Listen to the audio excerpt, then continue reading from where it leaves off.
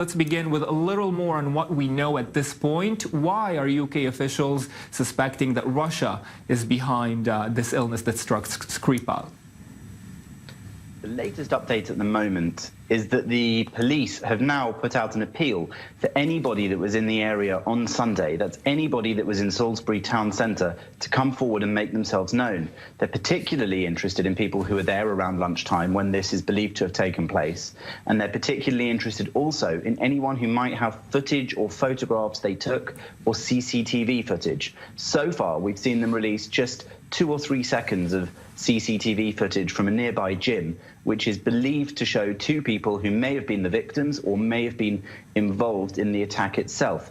But behind their accusation that this could be something to do with the Russian state trying to assassinate a former intelligence agent who was also a double agent selling identities of other Russian agents to MI5 and MI6 in the UK. This is all because the method of attack seems to have been exposure to some sort of poison. And this is a known technique used by Russia in chasing after people they wish to get rid of around the world, including, of course, in the United Kingdom. And we only need to look back around 10 years to the case of Alexander Litvinenko and also to potential 14 other cases highlighted by the Labour Party's Yvette Cooper, pointing towards a BuzzFeed report which says that US intelligence warned the UK that in those 14 cases of potentially suspicious deaths, the Russian state may have been involved in killing those people on British soil. Now, Jonathan, Russia is, of course, denying these allegations. The UK is threatening to withdraw from the Football World Cup in Russia this summer over this. Boris Johnson promising a robust response if it turns out that Moscow is involved. Where do you see this going? A crisis between the two countries?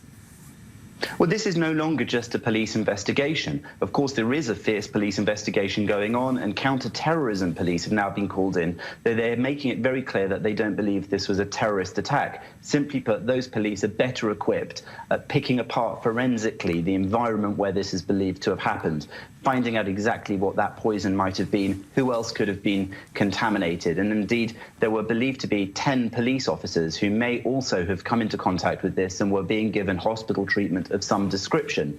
Now, what this means for the diplomatic situation between the UK and Russia is quite important. Boris Johnson has spoken about how if this is a Russian activity that has tried to kill somebody who was released in a spy exchange by Russia and therefore pardoned, then this will have strong consequences, though he has also said that it's important not to prejudge this. We can have a listen to exactly how he put this yesterday. It would be wrong to prejudge the investigation.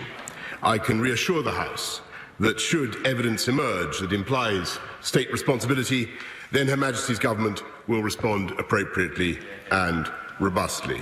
I say to governments around the world that no attempt to take innocent life on UK soil will go either unsanctioned or unpunished.